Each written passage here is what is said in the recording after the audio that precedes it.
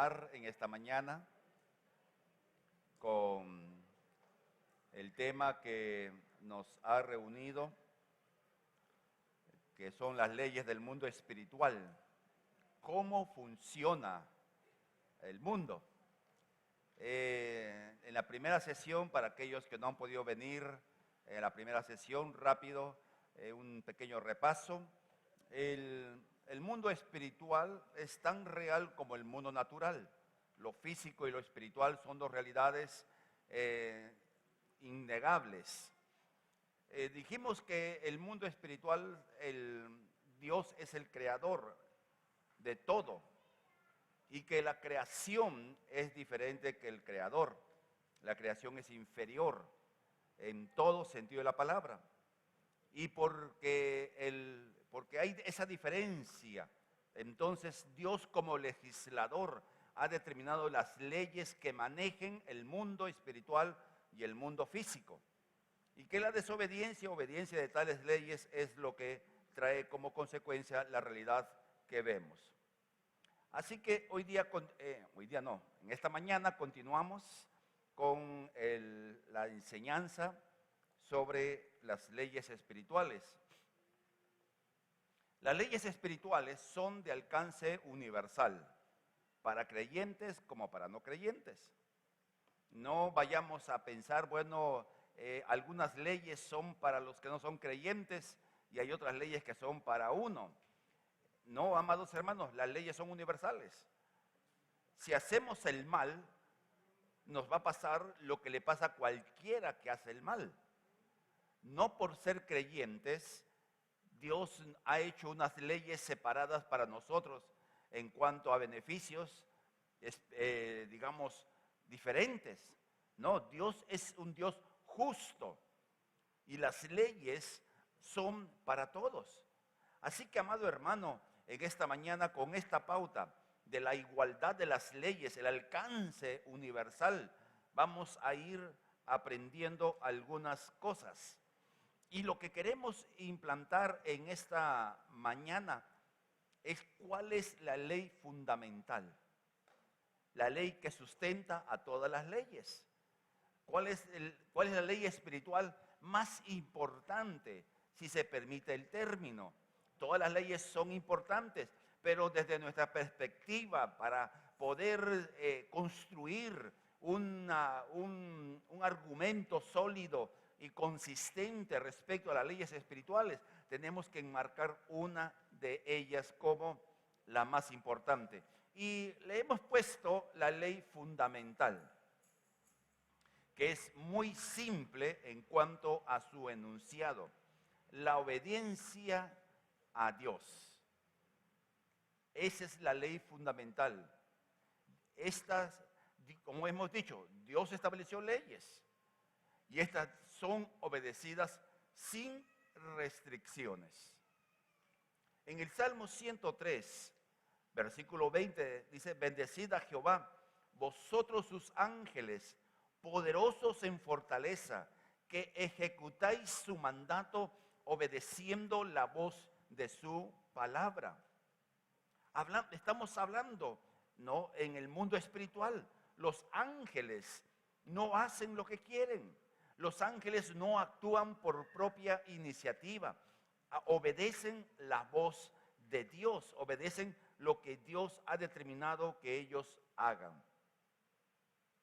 Entonces, esa es la ley fundamental, la obediencia. Esa es la ley que sustenta a todas las leyes. Con esto en mente, en el mundo espiritual y en la humanidad, la sujeción se demuestra por la obediencia a las leyes divinas, o es en esta ley. No hay otra manera en que podamos nosotros demostrar el cumplimiento de esta ley si no es a través de la obediencia. La obediencia es la clave. Es el piso, el fundamento, la base que sustenta toda nuestra vida. Hemos dicho en la primera reunión que Dios le ha puesto al mar un límite y el mar llega hasta ese límite. Y si por alguna razón el mar se sale de su límite, por un tsunami, un asunto de, digamos, no usual, el mar se sale y ¿qué ocurre? Vuelve a su lugar. Dios ha establecido los ciclos hidrológicos, decir lo que dice la palabra, no que el círculo del agua, no llega a las alturas, baja al mar, vuelve a subir. Ese es el círculo hidrológico que está en la palabra de Dios. Dios lo estableció, las estaciones, etc. La humanidad también está sujeta a la obediencia. No excluye el ser cristiano a la obediencia de las leyes que Dios nos ha dado. Entonces, hay dos términos que queremos explicar, que nos ayudan a entender lo que queremos explicar como ley fundamental, la obediencia y la sujeción. Parecieran dos cosas iguales, pero no. Hay una diferencia entre lo que llamamos obediencia y lo que llamamos sujeción. Entonces, sigamos viendo esto. La obediencia es el acto externo que se ajusta al mandato dado por Dios. O sea, la obediencia es lo que se ve. La obediencia es lo que hacemos. Es decir, yo podría decir a cualquiera, a ver, Alex, pasa adelante. Y él, al hacerlo, ¿qué está haciendo? Está obedeciendo. Entonces, esto ocurre en el mundo natural, en el mundo angelical y en la humanidad. La obediencia como un acto externo. La obediencia como aquello que podemos percibir por los sentidos. Ahora, la sujeción tiene que ver con la actitud del corazón frente al mandato. Y allí sí hay una grandísima diferencia.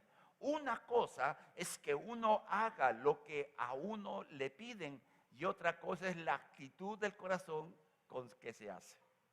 Los que somos padres vamos a entender el principio de una manera muy simple.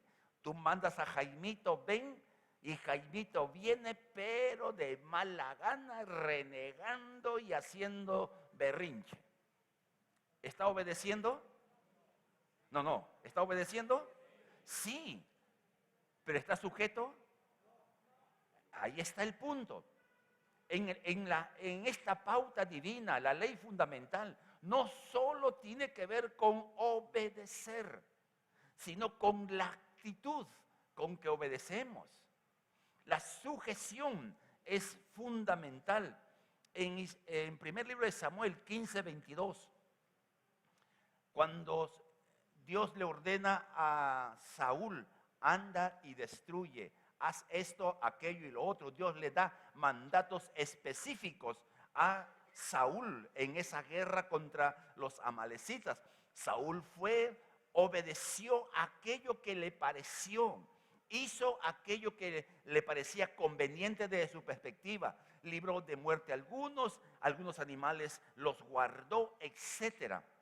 Y en eso aparece Samuel y le llama la atención, diciéndole, Dios te dio una orden. Y Samuel, al terminar ese discurso con Saúl, le dice, más le agrada al Señor que se le obedezca y no que se le ofrezcan sacrificios y holocaustos. Vale más obedecerle y prestar atención que ofrecer sacrificios y grasa de carneros. Samuel dice dos cosas, que a Dios hay que obedecerle, pero habla de una palabrita, prestarle atención, que tiene que ver con la actitud del corazón. Entonces, lo que Dios espera de nosotros como iglesia es que no solo seamos obedientes, está bien, es un buen comienzo, no, quizás a medio a regañadientes, medio de mala gana, pero el ideal divino es que nosotros obedezcamos con la actitud correcta del corazón. ¿Y por qué es tan importante esto, amados hermanos? Porque la obediencia sin sujeción no es aceptable a Dios. Encontramos en las Escrituras dos pasajes, muchos más por cierto, pero hay dos pasajes que son muy impactantes.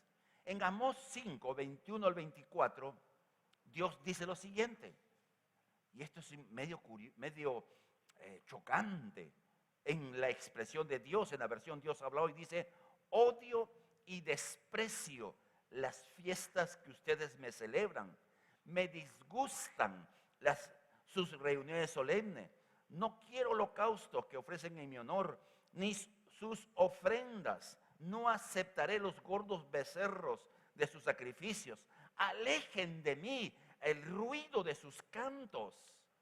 No quiero oír el son de sus arpas, pero que fluya como agua la justicia y la honradez como un manantial agradable. Dios dice, ustedes están haciendo todo de acuerdo a la ley, están haciendo todo de acuerdo a los principios, a las pautas establecidas, cantan las canciones correctas, hacen el culto correcto, todo está bien, pero si se está haciendo bien las cosas, ¿por qué Dios odia? ¿Por qué Dios desprecia? ¿Por qué Dios se cansa? No por lo que se hace, sino por la actitud del corazón con que se hace. O sea, podemos estar en un culto, podemos cantar, podemos tocar instrumentos, podemos tocar palmas, y que Dios no quiere escuchar nuestros cantos. Claro que sí. Cuando lo hacemos solo por o en la formalidad externa y no con la actitud correcta. Entonces, lo que Dios espera, amados hermanos, no solo que hagamos lo que Él nos manda, sino que lo hagamos de buena gana, con buena actitud, con un buen corazón.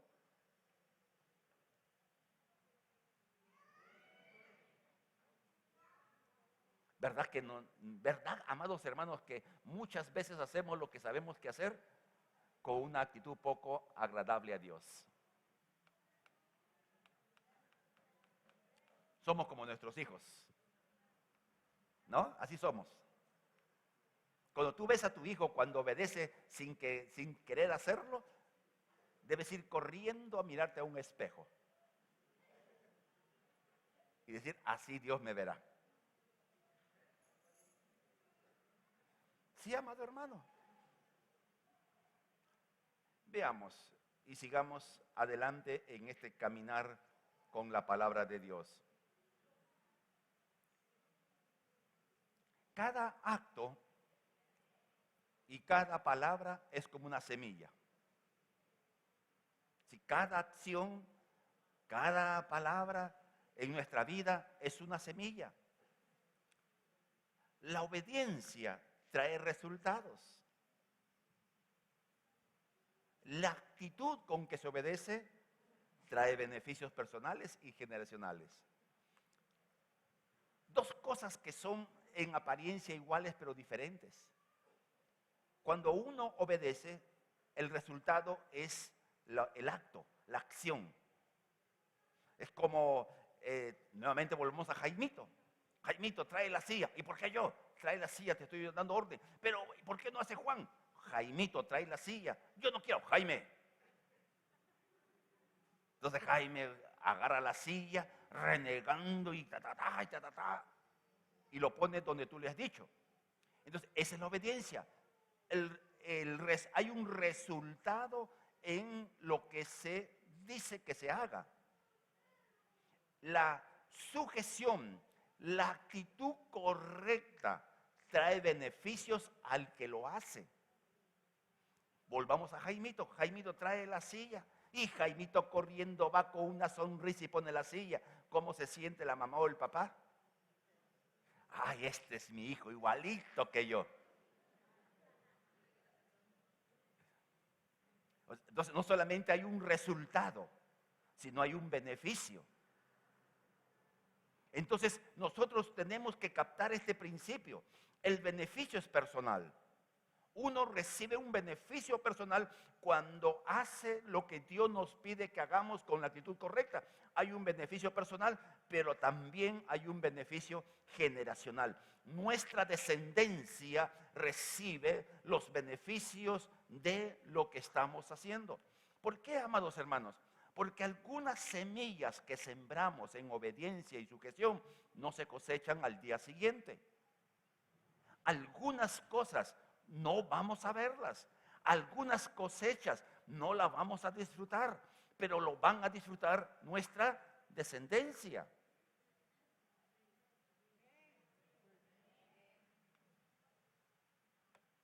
Amén, hermanos.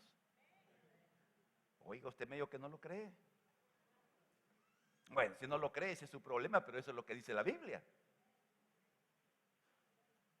¿Qué cosa queremos? ¿Solamente resultados o queremos beneficios? ¿Mm? ¿Qué cosa queremos? Dígalo. Beneficios. Entonces, ¿la clave cuál es? ¿Solo obedecer? ¿Mm? La actitud correcta. Por eso, cada vez que hay una orden que obedecer, es oportunidad de ser beneficiado. Cada vez que escuchamos algo que Dios nos dice que tenemos que hacer, amado hermano, tenemos que poner de lado lo que se llama orgullo, porque lo que impide hacer las cosas con la actitud correcta no es la incapacidad humana, sino el orgullo. ¿Cuántos Jaimitos y Jaimitas sabemos acá? Sí, ¿no? Hay solo pocos.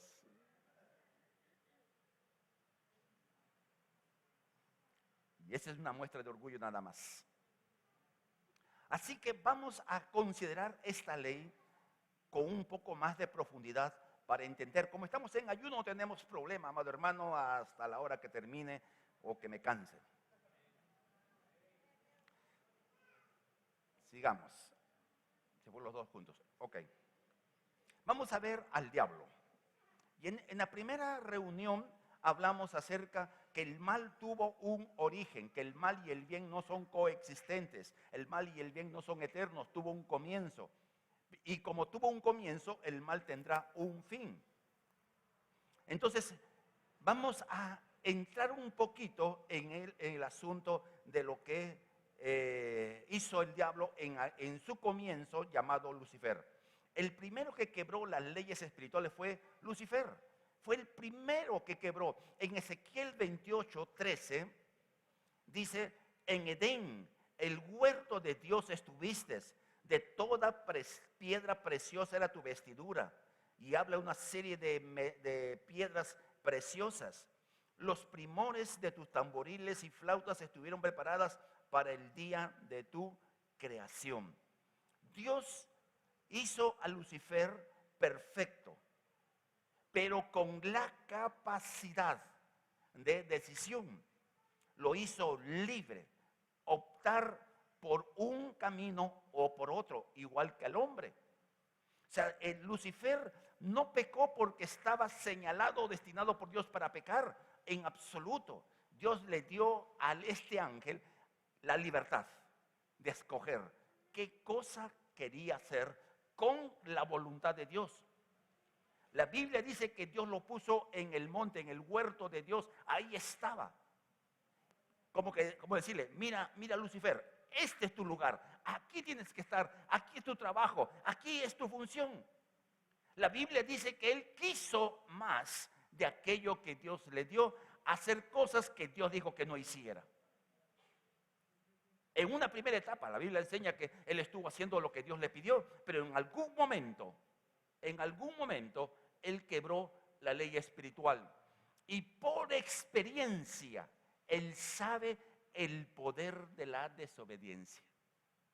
Por experiencia personal. No es que le dijeron: mira, si tú desobedeces te va a pasar esto, aquello, lo otro. Él lo experimentó. En Ezequiel 28, del 15 al 17 dice: perfecto eras en todos tus caminos, desde el día que fuiste creado, hasta que se halló en ti maldad. A causa de la multitud de tus contrataciones, fuiste lleno de iniquidad y pecaste, por lo que yo te eché del monte de Dios. Miren cómo comienza. Él estaba en el monte de Dios y Dios lo echó. Es decir, en la presencia de Dios. Para que se entienda, queridos hermanos, Estar en el monte de Dios es estar en el lugar más encumbrado. Ahí estaba. En el lugar más encumbrado, ahí estaba este ángel. Dios le dijo, mira, este es tu lugar. ¿Qué pasó cuando quebró la ley espiritual? Perdió su lugar, perdió su posición. Sigue diciendo, y te arrojé de entre las piedras de fuego, oh querubín protector. Se enalteció tu corazón a causa de tu hermosura, corrompiste tu sabiduría a causa de tu esplendor. Yo te arrojaré por tierra delante de los reyes, te pondré para que miren en ti. Lucifer perdió todo lo que Dios puso en él, menos la sabiduría. Perdió mucho de lo que había puesto Dios en él. Entonces, él conocía que ser desobediente trae consecuencias gigantescas. Que ser desobediente no es un asunto de comerse un caramelo. Que ser desobediente tiene efectos realmente catastróficos. Él por experiencia lo sabe. Y es por eso, amados hermanos, ya ustedes como son sabios y entendidos, estarán dándose cuenta, con razón. Amén. ¿Ya estamos entendiendo? Entonces, cuando se quiebra una ley espiritual, hay una consecuencia, como vimos también en la primera reunión. Avancemos. ¿Qué cosa pasó? Y vamos a explicar 3 palabras que se menciona en el profeta Ezequiel. La primera palabra dice, se halló en él maldad. La gran pregunta que algunos hacen, ¿cómo es que Dios, un Dios perfecto, hizo un ángel, hizo a Lucifer? Dios hizo a Lucifer, Dios no hizo a Satanás. Lucifer se transformó en Satanás por su posición frente al mandato divino. ¿Me expliqué? Lo primero que hubo en este corazón fue maldad. Maldad es una palabra en hebreo que significa injusticia. Y la palabra injusto tiene que ver con actuar independiente de aquello que es justo. Y que se establece como un código de vida. Quiero encontrar una ilustración que nos ayude a entender este concepto de maldad. La maldad es como el corazón de todo lo perverso que pudiera haber. La maldad tiene que ver con que yo acepto algo como cierto y en base de lo que acepto como cierto se desarrolla todo el resto. Es un código de conducta. Es algo que se establece como así soy yo, así seré y así moriré. Se establece como parte de la naturaleza. Entonces, en Lucifer, creado el más hermoso de los ángeles, cuando determinó desobedecer, la maldad apareció. ¿Me explico, hermanos?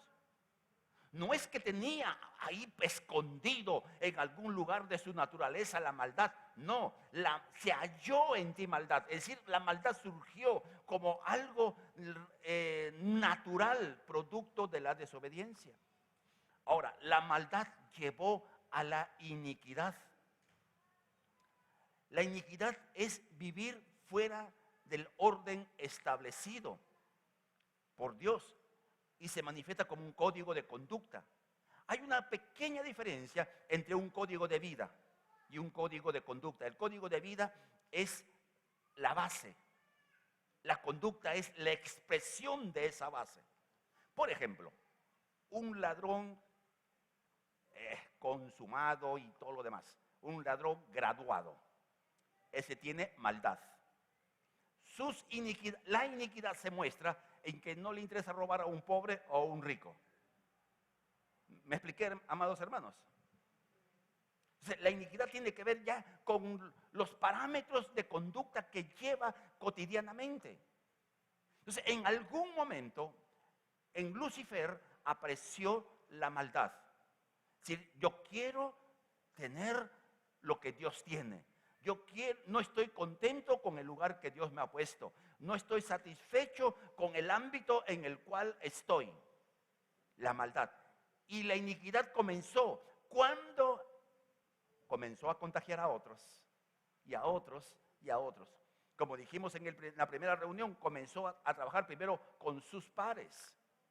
Es decir, con ángeles poderosos como él. Por eso la Biblia nos habla de principados, como lo era él. Y esto lateralmente nos enseña qué tan poderoso es el engaño. Entonces, la iniquidad. En tercer lugar, la desobediencia produjo pecado, que tiene que ver ya con las acciones que se hacen como resultado primero del código de vida y luego del código de conducta. Los pecados son como el fruto, las formas diversas en que las personas actúan, y en este caso las diversas formas en que Lucifer actuó por la maldad que se estableció en su corazón, por la iniquidad que se hizo realidad en su vida. Entonces hay tres cosas, queridos hermanos: maldad, iniquidad y pecado. Alguno de nosotros pudiera ser, hablamos en condicional, pudiera ser que tenemos un pecado que repetimos, repetimos y repetimos y caemos siempre en el mismo pecado. Entonces, es posible que detrás de esos pecados repetitivos esté la iniquidad, un código de conducta. Y detrás de ese código de conducta, ¿qué tiene que haber? Maldad. O sea, algo que está acá, un código. Es que así soy, es que las cosas deben ser así, es que no está bien. Entonces se establece un código. Eso nos lleva, pues, a una conducta y nos lleva a cometer pecados, ¿no? Y por más que querramos romper el círculo de pecado, mientras no rompamos la maldad, vamos a seguir pecando. Y la maldad que se establece, que se haya establecido en una mente, solo la verdad de Dios.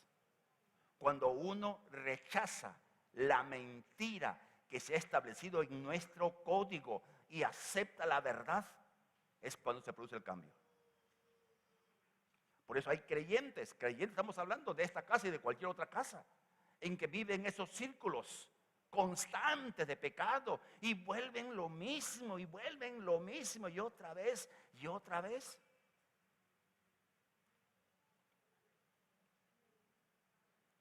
Y con sinceridad se arrepienten en la mayoría de veces, con sinceridad. Y después dice, después que vuelve, ¿y por qué? ¿Me estoy dejando entender, amados hermanos? Ok. Y las consecuencias que vemos fueron en el momento. Lucifer fue lanzado fuera, Lucifer perdió la unción que Dios le dio para ministrarle. Lucifer perdió el lugar celestial en que Dios le había puesto en ese momento. Pero aparte, en el futuro, su destino eterno es el lago de fuego, como la Biblia lo llama, o que nosotros conocemos como el infierno. O sea, las consecuencias de la desobediencia se pudieran ver de inmediato, pero también se pueden ver en el largo plazo o en el mediano plazo. Algunos de nosotros nos ha pasado eso, que hemos hecho algo y que nadie se enteró, nadie se dio cuenta. Y a veces un día, 2 días, un mes y ¡zum! Salta la liebre. A nadie. Oiga ustedes, qué lindos que son.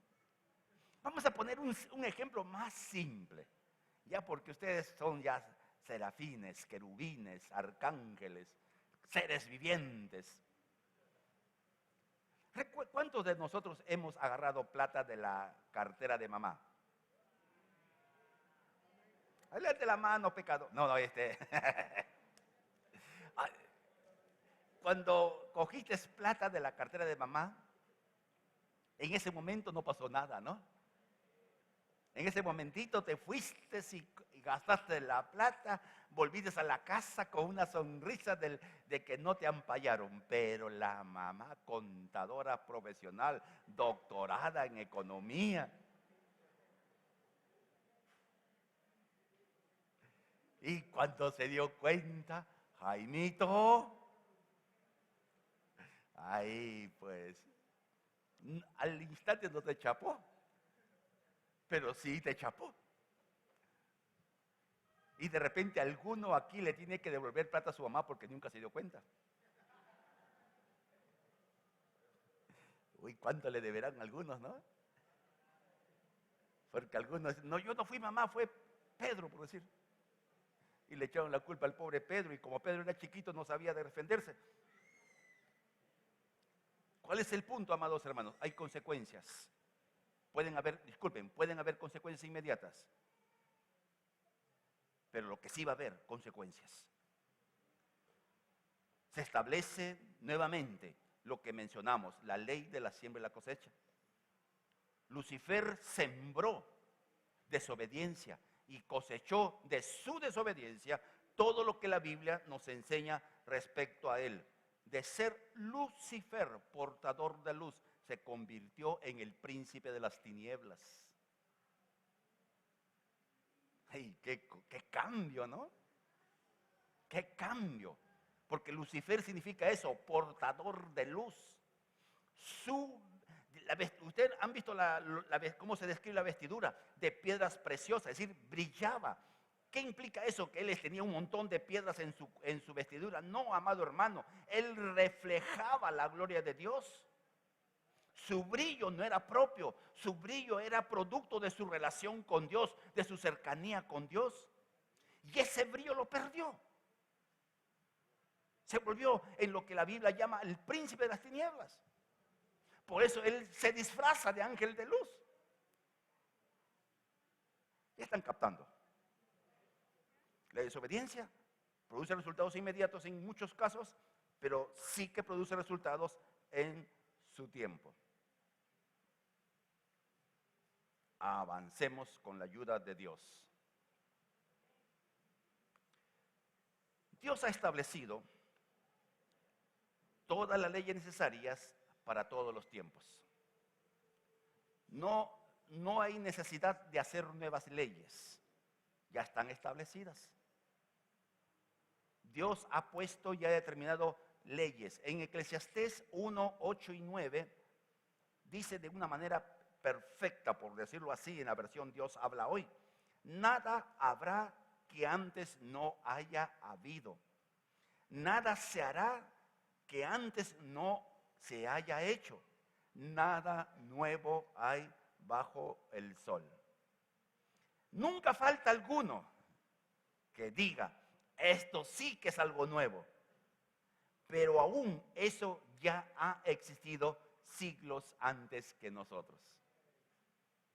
Cuando la Biblia dice que no hay nada nuevo bajo el sol, está diciendo que todas las leyes ya están establecidas, que no hay necesidad de ninguna ley, que no hay necesidad de nada nuevo.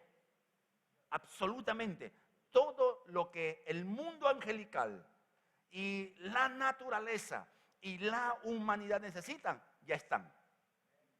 Ya está todo completo. Por eso, amados hermanos, el diablo no ha inventado nada nuevo. No puede. Dios ya lo hizo. Por eso Eclesiastés nos enseña qué cosa. Si alguien dice, esto es nuevo, dice eso, ya fue. Nada nuevo existe debajo del sol. Entonces, amados hermanos, el diablo no tiene maneras nuevas de tentar. Si leemos con atención la tentación de Génesis 3, encontramos el mismo mecanismo de tentación de Mateo capítulo 4. La forma como Satanás tentó a la mujer y a Adán, es la misma forma que tentó a Jesús. Y la misma forma como nos tienta a nosotros. Ay, pastor, a mí nunca se me ha parecido. No se te habrá parecido, pero ha seguido las insinuaciones. A veces yo digo, Satanás debiera parecerse para que uno no haga caso. Pero Satanás es hábil, hermanos. Sabe cómo engañarnos. Siglos de siglos. Dice que engaña al mundo entero. ¿Qué tal poder? Y vale aclarar antes de avanzar, amados hermanos, porque le hemos dado más pita al diablo que de la que le corresponde. Es decir, le hemos puesto, le hemos asignado cosas que la Biblia no dice. El diablo, en primer lugar, es criatura. Por lo tanto, tiene un poder limitado. No digo que no es nada, tiene poder, sí que sí, pero es limitado. En segundo lugar, el diablo no puede estar en todo lugar. Está en un solo sitio. Ahorita sabe Dios dónde está el diablo. Y en términos finales no nos interesa. Si estuviera frente acá, hay que siga tranquilo. Porque acá está el Señor. El diablo no puede conocer el futuro. No puede conocer porque vive en el tiempo, vive en el hoy, Hoy vive en pasado, vive en el hoy y tendrá un futuro. El diablo no puede conocer lo que uno piensa o lo que uno siente. No es omnisapiente, necesita aprender, va aprendiendo. ¿Saben, queridos hermanos? El diablo ha aprendido de cada uno de nosotros la historia de nuestra vida. O sea, desde que nacimos el diablo fue aprendiendo. A ver, Marta. Entonces, el diablo sabe de Marta por lo que él ha aprendido de lo que pasó con Marta, de lo que hizo Marta, de lo que no hizo, etc. En cambio, Dios no. Marta no nacía y Dios ya la conocía. ¿Se comprende la diferencia, amados hermanos? Entonces no hay que darle más lugar. Por eso dijimos en una pauta, no es una batalla entre Dios y el diablo. Ni siquiera es una batalla entre tú y el diablo.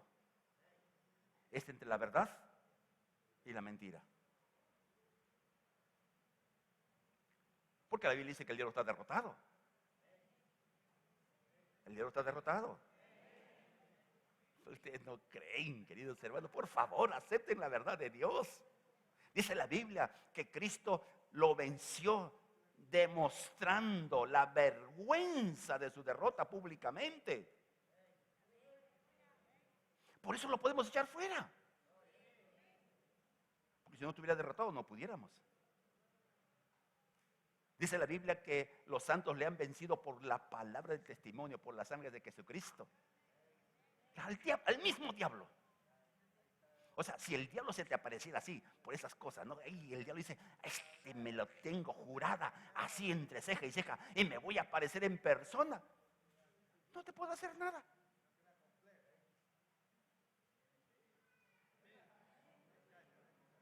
En esas leyendas de la historia del cristianismo, hay una muy linda, por decirlo así.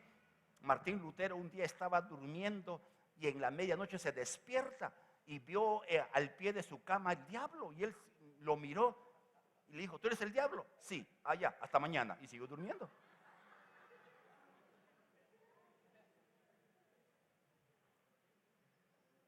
No le dé más poder al diablo, amado hermano. No le dé más poder. No hay que estar, exaltando al diablo. Si a alguien tenemos que exaltar, es al único. Amén, hermanos. A él. Dice la Biblia que cuando Dios se levanta, o cuando Dios es levantado, los enemigos huyen. Entonces, en tu casa mire, la Biblia dice que nuestras puertas se llaman puertas de salvación y nuestros muros alabanza. O sea, ¿qué debiera escucharse en tu casa? No voy a preguntar qué se escucha.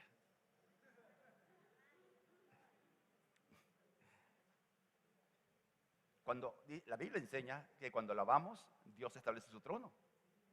Y si en tu casa se escucha alabanza como parte de lo usual, entonces Dios establece su trono. Bien, sigamos. ¿Se imagina quién son esos ojos?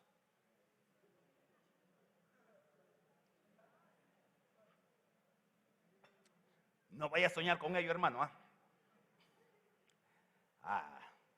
El diablo conoce las leyes espirituales.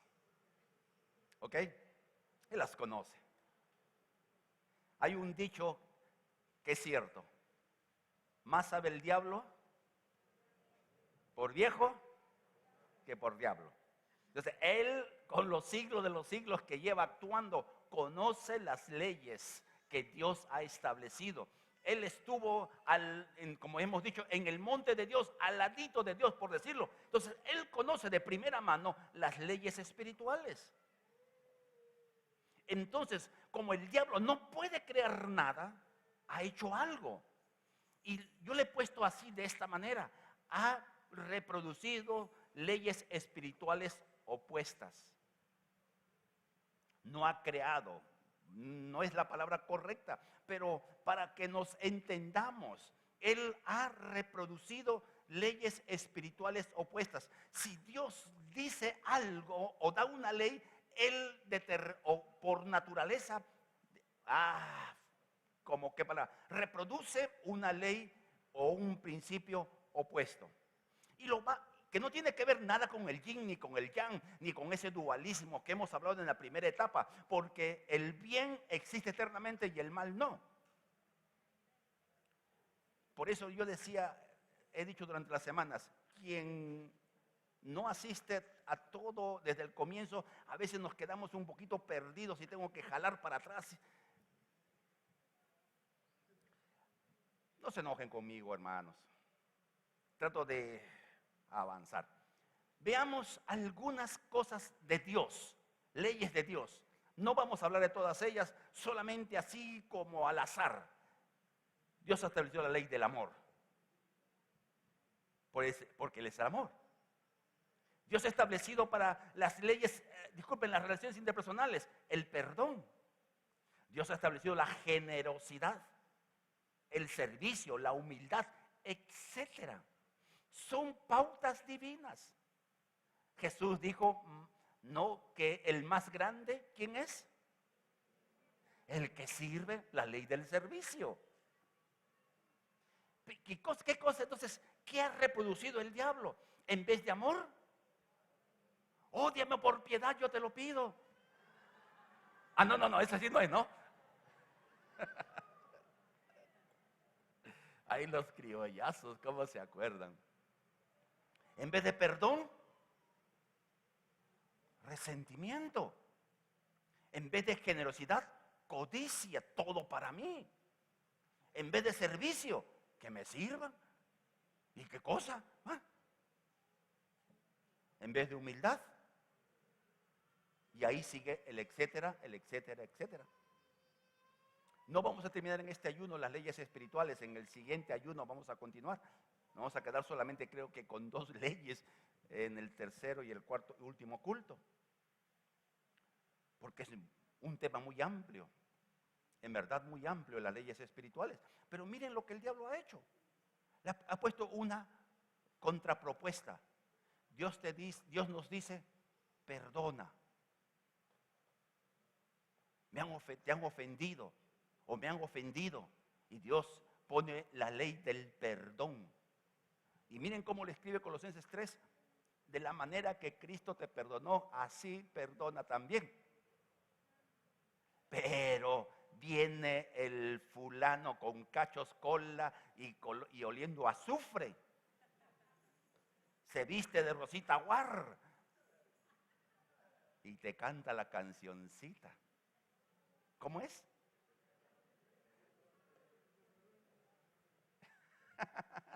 Que te perdone Dios. ¿Estamos captando la idea, hermanos? Por eso el mundo espiritual se mueve en base de leyes que son espirituales. Y la obediencia a los mismos es lo que trae resultados. Ay, hermanos, hoy día en estos días con el quehacer político estamos viendo lo que se hizo hace años atrás, supuestamente. Hoy día salta la liebre. Es así, amado hermano. Hay consecuencias en el momento y a largo plazo. Uno puede ser que no perdone a alguien. Y uno puede estar bien durante años con el resentimiento y la carga en el corazón, pero cuando llegan los años y el peso del resentimiento comienza a manifestarse, resultan enfermedades, resultan dolores y tantísimas cosas. Y uno dice, ¿por qué me pasa esto? Sencillamente a largo plazo te descubren que no eres doctorado. Ah, no, que no perdonaste, disculpen. Amados hermanos, queridos hermanos, solamente, y lo vamos a decir todas las veces que sea necesario, cada uno de ustedes vote en las elecciones de abril por quien se le dé la gana. ¿Ya? Vote por el que usted desea. Así todo el mundo esté en contra. ¿Usted quiere votar por él? Vote por él. Punto. Y después oremos porque el que sea elegido.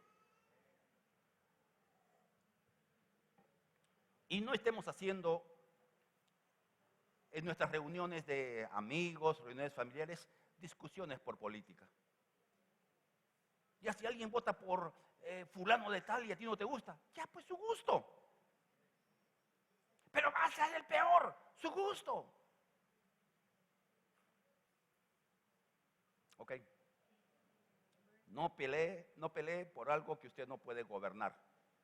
Sencillamente decisión del otro, punto. Sigamos. Cerremos el aspecto de esto. Vamos a ver este asunto a lo que hemos hecho referencia, de lo que Satanás hace, las leyes contrapuestas. En el no creyente, el quebrantamiento de las leyes espirituales trae como consecuencia esclavitud espiritual del no creyente. O sea, cuando una persona que no es creyente obedece, y por naturaleza va a obedecer las órdenes del diablo, en la medida en que obedece más lo que el diablo ha establecido como leyes contrapuestas, o en otra manera lo podemos decir, si una persona es desobediente a las órdenes divinas, es esclavitud. 2 Corintios capítulo 4, versículos 3 y 4 dice: y el evangelio que anunciamos está como cubierto por un velo. Disculpe, estoy leyendo mal. Y si el evangelio, dice, y si el evangelio que anunciamos está como cubierto por un velo, lo está solamente para los que se pierden. Pues como ellos no creen, el Dios de este mundo los ha hecho ciegos de entendimiento, para que no vean la brillante luz del evangelio del Cristo glorioso. En los no creyentes, la desobediencia constante lo hace cada vez más ciegos a la verdad. Cuando una persona que no es creyente peca y tiene un estilo de vida constante, y uno le predica el evangelio, un pensamiento común es que ¿cómo voy a dejar esto?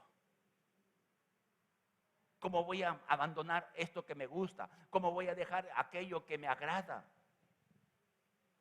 Algunos hombres aquí, por ejemplo, conocen amigos que son una bala perdida con relación a las mujeres. Así, una bala perdida. ¿No? ¿Conocen algunos así por ahí? Estoy hablando de hombres, ¿no es cierto? Que enamoradores y no le importa cualquier chica soltera, casada, viuda, divorciada, con hijos, sin hijos, igual. Y tú le predicas el evangelio. Dice, mira, el evangelio, y le parece el rollo. Y el hombre piensa, sí, el evangelio es bueno, pero la mujer es mejor. ¿Qué ha pasado? Están cegados. ¿Y cuántos de nosotros estábamos así cegados? Hasta que por la gracia de Dios no se salió un poquitito y la luz brilló y estamos acá por ello. A eso se suma, amados hermanos, la herencia espiritual con la cual el mundo espiritual de maldad trabaja.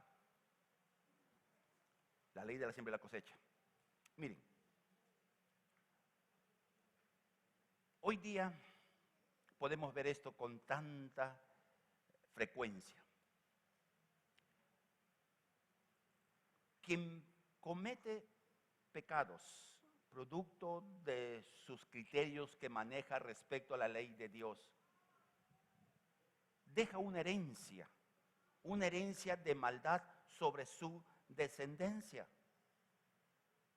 No es que la descendencia pague los pecados del hijo, no, la Biblia dice que cada uno pagará la culpa de sus pecados. Pero la Biblia no dice en ningún lugar que la descendencia se libra de las consecuencias del pecado. Y las consecuencias del pecado, según la palabra de Dios, son personales y son a la vez generacionales. Entonces, ¿qué cosa hace el diablo? Muy bien, peca y peca. Vamos a decir al no creyente, no estamos hablando con el no creyente. Entonces, el diablo está usando como reserva para tocar las generaciones futuras en función de lo que una persona no creyente está haciendo de manera reiterada. ¿Me expliqué, hermanos? Desearía que me entiendan bien esto. Porque es necesario, porque el mismo principio se va a dar en el siguiente nivel. Ahora, ¿qué ocurre con el creyente? El quebrantamiento de leyes espirituales determina que el creyente no disfrute de la bendición que Dios ha preparado.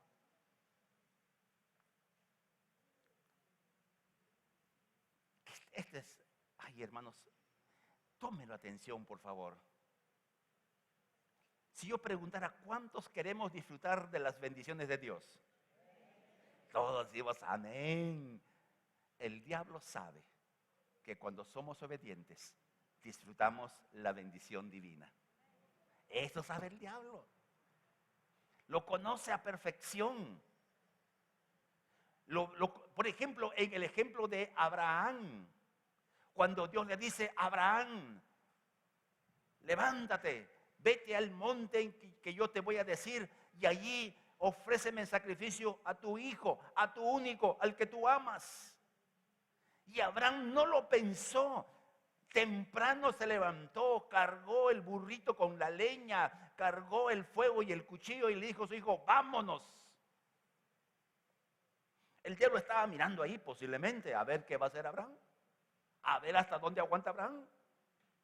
Y cuando llegó al monte elegido, según algunos dicen el mismo monte Calvario, no interesa el lugar, pero ahí estuvo, amarró al niño y levantó el cuchillo. Y es allí cuando Dios lo detiene. Y Dios le da una bendición a Abraham, que hasta el día de hoy lo vemos en el pueblo de Israel. Entonces el diablo sabe, si este patito obedece, la que Dios le va a dar,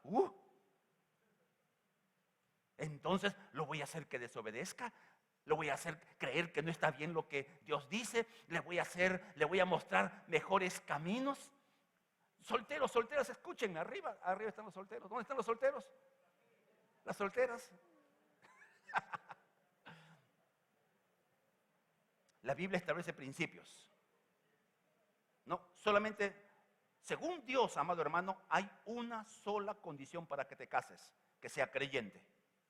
Es la única condición. En ningún lugar de la Biblia encuentra que tienes que amar para casarte. No lo dice la Biblia, es otra historia. Entonces, hay un solo requerimiento, un mandato específico, que sea creyente, que sea hijo de Dios o hija de Dios. Entonces, el diablo sabe que si obedeces, te va a ir bien por la obediencia. Pero el diablo sabe también que si no obedeces, te va a ir mal. Entonces el diablo se muestra toda un desfile de chicos y chicas. ¿Me dejé entender? Porque sabe el diablo que la desobediencia trae consecuencias. Para el creyente pierde su bendición. Ay, pastor, ¿acaso porque me caso con un creyente está garantizado mi futuro? Sí, si como casado obedeces las leyes que Dios establece para el matrimonio. Matrimonios que fracasan no es porque Dios quebró su mandato, su ley, sino porque nosotros, ya casados, hicimos lo que nos dio la gana y no lo que Dios establece en su palabra. Porque uno dice, ay pastor, eso, y el hermano que se separó, jajaja. No es porque Dios quebrante su propio mandato, sino porque ya casados,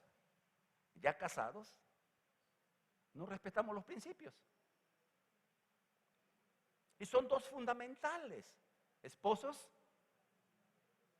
amen a sus esposas como Cristo amó a la iglesia y se entregó por ella y murió por ella para embellecerla. Sencillo. Esposos, mueran. Estoy mirando a los casados, no dicen nada. A ver. Uy. Eso dice la Biblia. Que en criollo, anteponer lo mío por amor a la dama con quien me he casado. Así de simple. Así de sencillo. Ay, pastor, pero ya. ¿A quién estás escuchando? ¿A quién? Y a las esposas, ¿qué le dice? Mujeres, respeten a su marido. Pero ese tal por qué.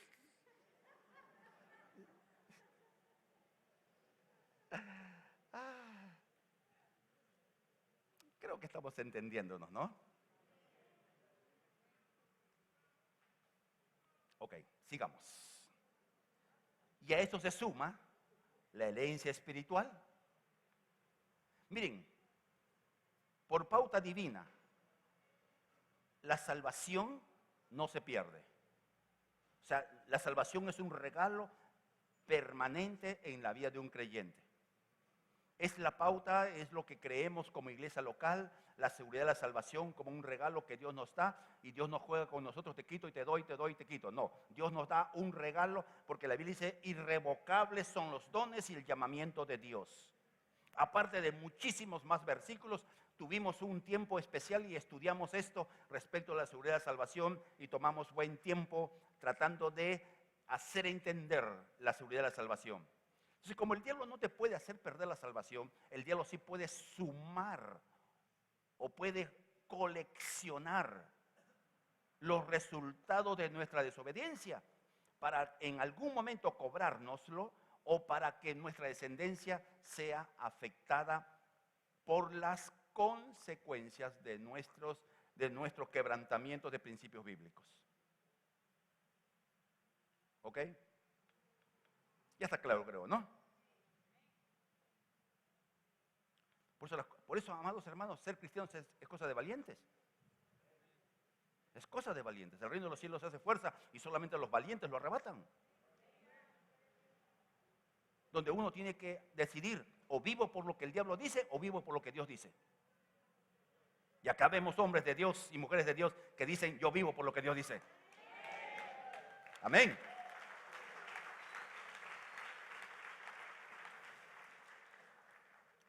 Entonces, ¿cuál es el lío? El lío es la obediencia y la sujeción. Es nuestro lío. Así que veamos algunas cosas más. Y no les puedo creer, ya acabé.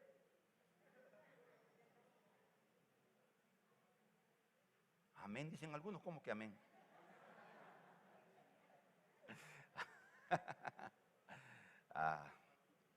La obediencia es la llave que abre las oportunidades. Vamos por partes. La sujeción abre la puerta de la recompensa.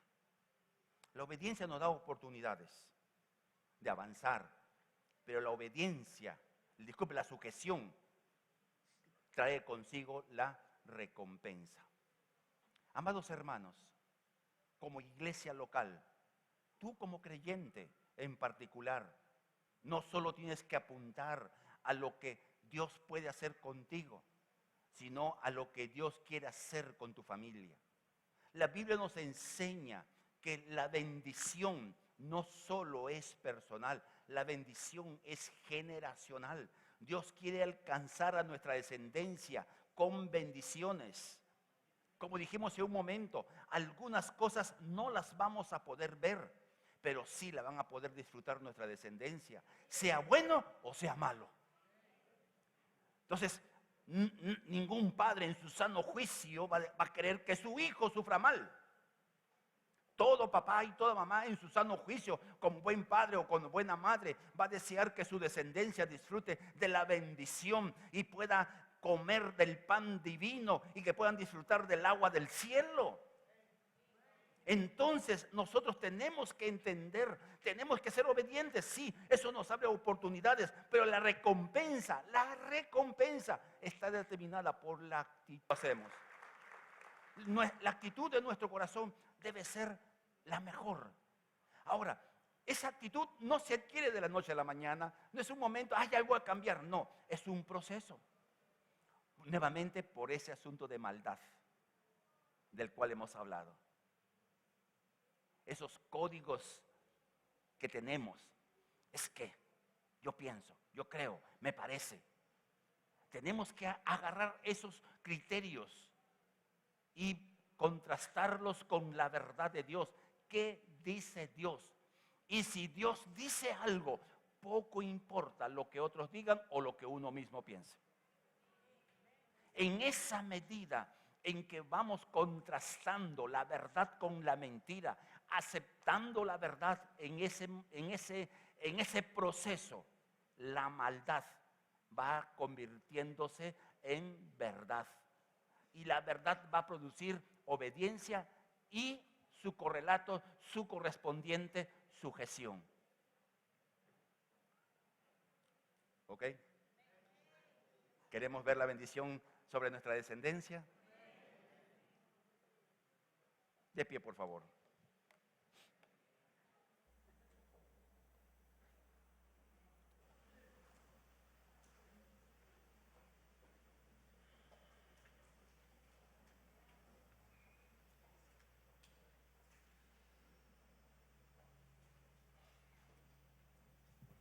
Algunos de los que estamos acá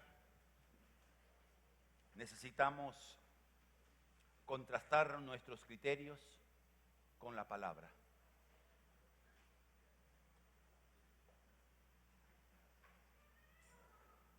La cosa es bien simple, amado hermano.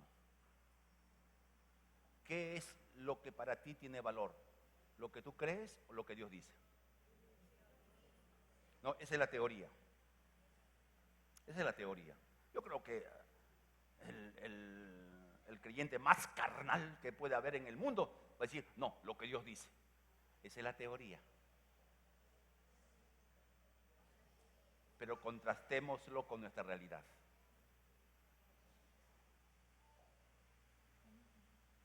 Con nuestros criterios, nuestros pensamientos. Pongamos ahí en contraste, pongamos frente al espejo de la palabra y la verdad. Y veamos qué cosas aún mantenemos como válidos, sabiendo que no son. ¿Qué criterios todavía manejamos con respecto a lo que Dios dice en su palabra? Que nos parecen que no, eso todavía quizás. Frente a la voluntad de Dios solamente hay una opción: ¿obedeces o no? No hay otra opción. No es que lo dejo para más tarde, no es que lo voy a pensar, no es que voy a verlo si lo hago. No, amado hermano. Por eso tenemos que aprender que las leyes espirituales que Dios ha dado son verdades eternas y permanentes, y las tenemos que establecer firmemente en nuestro corazón, cambiando sus criterios que pueden haberse establecido de la manera que sean. Algunos de ustedes vienen de otras congregaciones donde por muchas razones se establecieron conceptos diferentes respecto a Dios, respecto al perdón, respecto a la misericordia de Dios, respecto a formas. Y todavía manejamos esto. La verdad de Dios, amados hermanos, es el punto. La verdad de Dios. Cierren sus ojos, por favor. Oremos al Señor. Amado Dios y Padre, queremos darte gracias.